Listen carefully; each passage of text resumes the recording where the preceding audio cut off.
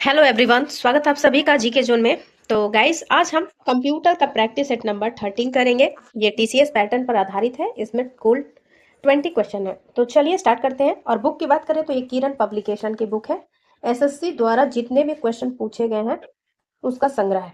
चलिए स्टार्ट करते हैं। पहला है, निम्नलिखित में से किसे सेकेंडरी स्टोरेज का एक रूप नहीं माना जाता है? तो पहला बोले ऑप्शन नंबर 3 इसका आंसर है। रैम जो है ये प्राइमरी स्टोरेज या प्राइमरी मेमोरी है, ना कि सेकेंडरी।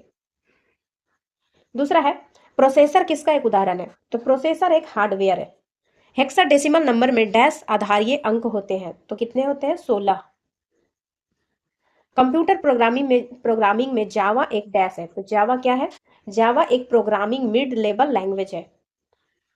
निम्नलिखित में से कौन बाइनरी नंबर नहीं है? तो बाइनरी नंबर देखिए 0 और 1 के फॉर्म में होता है। ऑप्शन नंबर 3 में 3 है, तो इसलिए ये गलत हो जाएगा। 2 भी है इसमें।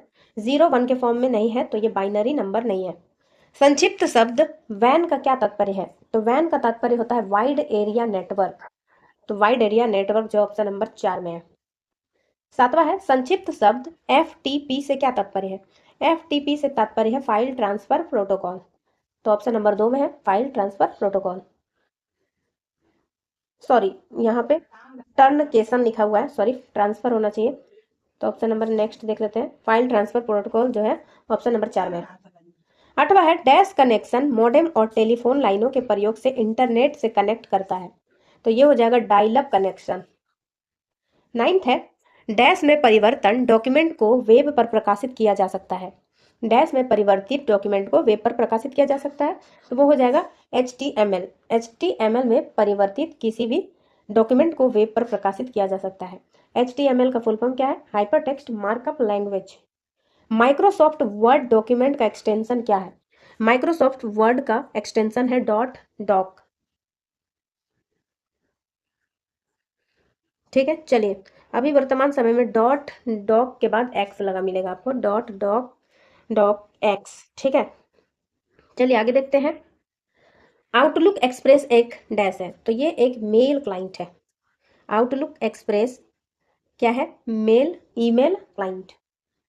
कंप्यूटर सिस्टम में प्रिंटर और स्क्रीन डैश के सामान्य रूप है। तो प्रिंटर देखिए हार्ड डिस्क मतलब हार्ड कॉपी में कन्वर्ट करता है। ये आउटपुट डिवाइस है। इसके साथ ही स्क्रीन भी हमें जो है आउटपुट प्रदान करता है, जिसे हम देख पाते हैं। तो ये हो जाएगा आउटपुट यूनिट। 13वां है, चिप तकनीक में LSI से क्या तात्पर्य है? तो LSI का तात्पर्य है लार्ज स्केल इंटीग्रेशन। नेक्स्ट है, MS वर्ड में कंट्रोल प्लस एन है। कंट्रोल प्लस एन का उपयोग करते हैं। तो जब हम न्यू डॉक्यूमेंट को ओपन करते हैं तो कंट्रोल प्लस एन का यूज करते हैं। तो ऑप्शन नंबर 3 इसका आंसर है, नए डॉक्यूमेंट को ओपन करने के लिए। आगे देखते हैं 15वां, वेबसाइट के अंदर अन्य डॉक्यूमेंट्स या अन्य लोकेशन को कनेक्ट करने की प्रक्रिया डैश कहलाती है। वेबसाइट के अंदर जो है, वेबसाइट के अंदर अन्य डॉक्यूमेंट या अन्य लोकेशन को कनेक्ट करने की प्रक्रिया को हम कहते हैं हाइपरलिंक।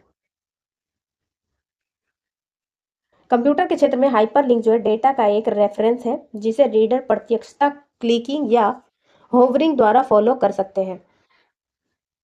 नेक्स्ट है, प्रोग्राम की समुचित कार्यप्रणाली की जांच करने और उसमें विद्यमान एरर को सही करने की प्रक्रिया क्या कहलाती है?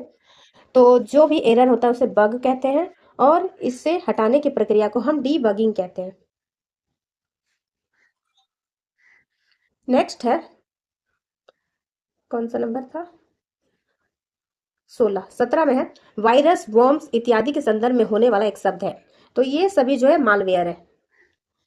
मालवेयर के अंतर्गत आते हैं वायरस वर्म्स ट्रोजन हॉर्स वगैरह। ठीक है, आगे देखते हैं। 17 हो गया। 18, कंप्यूटर लैंग्वेज के एक और जीरो को कैरेक्टर जिसे आसानी से समझा जा सकता है में परिवर्तित करने की प्रक्रिया को क्या कहते हैं? तो इसे जो है डिकोडिंग कहते हैं। कंप्यूटर डेटा को निरूपित करने के लिए कोडिंग सिस्टम का प्रयोग किया जाता है। अधिकांश कंप्यूटर केवल दो अवस्थाओं ऑन और ऑफ की पहचान करते हैं, जिसे 0 और 1 के द्वारा निरूपित किया जाता है। डिकोडिंग कठिन सूचना को अंडरस्टैंड स्टोर सिंबल्स फॉर्मेट में परिवर्तित करने की प्रक्रिया है, जिसमें कोई भी व्यक्ति इंफॉर्मेशन को आसानी से पढ़ एवं समझ सकता है। वह स्टोरेज डिवाइस जो पावर ऑफ हो जाने के बाद भी अपना डेटा बनाए रखती है, उसे क्या कहते हैं? तो वैसे जो डिवाइस को कहते हैं non volatile storage device. Non volatile. Power of और ऑफ होने के बाद डेटा बनाए रखने की क्षमता के आधार पर मेमोरी को दो रूपों में विभाजित किया गया है। यदि पावर के स्विच ऑफ होने के बाद मेमोरी अपना डेटा खो देती है तो उसे हम रैंडम एक्सेस मेमोरी या फिर वोलाटाइल मेमोरी या अस्थाई मेमोरी कहते हैं। अस्थाई। अस्थाई जो है इंग्लिश में याद रखना जरूरी है, क्योंकि यही हिंदी लिख कर इंग्लिश में आ जाएगा। जैसे कि वोलाटाइल मतलब अस्थाई होता है। और यदि पावर स्विच ऑफ करने के बाद भी मेमोरी अपना डेटा बनाए रखती है तो उसे हम रोम कहते हैं, random sorry read only memory या फिर नॉन वोलाटाइल मेमोरी कहते हैं। आगे देखते हैं 20वां और आज का आखिरी प्रश्न। कंप्यूटर के क्षेत्र में कंपाइलर से डैश तात्पर्य है। कंप्यूटर से तात्पर्य डैश है, सॉरी। तो कंपाइलर से क्या तात्पर्य है? तो एक ऐसा प्रोग्राम जो सोर्स प्रोग्राम को ऑब्जेक्ट प्रोग्राम में ट्रांसलेट करता है। कंपाइलर एक कंप्यूटर प्रोग्राम है जो कि प्रोग्रामिंग लैंग्वेज में लिखे सोर्स कोड को दूसरे कंप्यूटर लैंग्वेज में परिवर्तित करता है। सोर्स कोड को परिवर्तित करने का सर्वाधिक सामान्य कारण है एग्जीक्यूटेबल प्रोग्राम को क्रिएट करना। तो एक बार आप इसका आंसर भी देख लीजिए। तो गाइज आज की वीडियो में बस इतना ही। अगर वीडियो हेल्पफुल लगा हो तो क्या करना है आपको? लाइक कर दीजिए, शेयर कर दीजिए और चैनल को सब्सक्राइब कर लीजिए। वीडियो देखने के लिए धन्यवाद।